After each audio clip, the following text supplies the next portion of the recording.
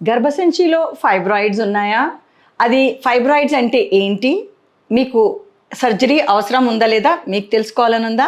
నేను మీ డాక్టర్ మాధురి మువ్వా అండి, senior gynaecologist, Madhuri hospital, Srinagar colony, Hyderabad.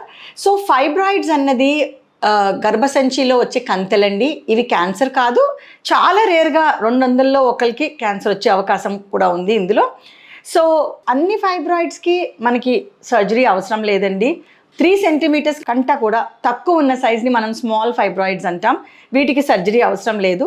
కాకపోతే మనం ఏమీ ట్రీట్మెంట్ ఇవ్వకపోతే కనుక ఫ్యూచర్లో ప్రతి సంవత్సరానికి 1 సెంటీమీటర్ దాకా పెరిగే అవకాశం ఉంటుంది.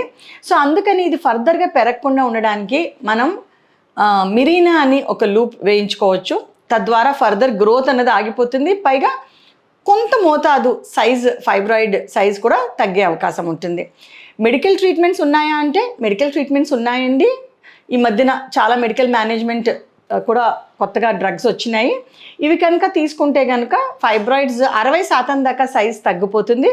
ఫ్యూచర్లో మనకి సపోజ్ ఈ ప్రస్తుత ఫైబ్రాయిడ్ సైజ్ చాలా లార్జ్గా ఉంది, సర్జరీ చేయటం కూడా చాలా కష్టం అనుకుంటే కనుక ఫస్ట్ మెడిసిన్స్ ద్వారా సైజ్ తగ్గించుకుని అప్పుడు ల్యాప్రోస్కోపీ ద్వారా మనం ఈ సర్జరీ చేసి ఈ ఫైబ్రాయిడ్స్ తీయగలిగడానికి మనకి హెల్ప్ చేస్తుంది ఈ మెడికల్ మేనేజ్మెంట్ అనేది. సో ప్రతి ఫైబ్రాయిడ్కి సర్జరీ అవసరం లేదండి. లార్జ్ ఫైబ్రాయిడ్స్ అయితేనే మనం, అంటే మోర్ దెన్ 5 సెంటీమీటర్స్ 6 సెంటీమీటర్స్ ఉంటేనే మనం కంప్లీట్గా సర్జరీకి వెళ్ళాల్సిన అవసరం ఉంటుంది. సో మొత్తం గర్భసంచి తీయించుకోవాలనుకుంటున్నారా, లేదంటే ఓన్లీ ఫైబ్రాయిడ్ ఒకటే తీయించుకోవచ్చు? సో ఓన్లీ ఫైబ్రాయిడ్ని తీసేదాన్ని మనం మయోమెక్టమీ అంటామండి. గర్భసంచిని మనం ప్రిజర్వ్ చేసుకోవచ్చు.